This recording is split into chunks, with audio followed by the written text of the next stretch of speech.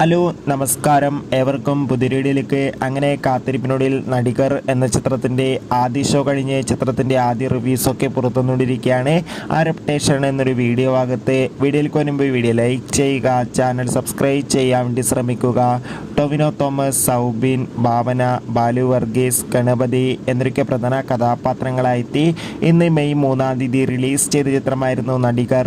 എല്ലാ സിനിമാ പ്രേമികളും ഒരേപോലെയാണ് ചിത്രത്തിൻ്റെ റിലീസിനായി കാത്തിരുന്നത്.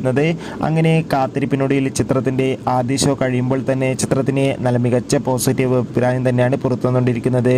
ചിത്രം കണ്ട സിനിമാ പ്രേമികൾ എല്ലാവരും ഒന്നടങ്കം പറയുകയാണ് നടികർ എന്ന ചിത്രം ഒരു മികച്ച ഫാമിലി എൻ്റർടൈൻമെൻ്റ് ആണെന്നും ചിത്രത്തിൽ ടൊവിനോ തോമസിൻ്റെ നല്ല മികച്ച കോമഡി അഭിനയം തന്നെ കാണാൻ വേണ്ടി സാധിക്കുന്നുണ്ടെന്നും.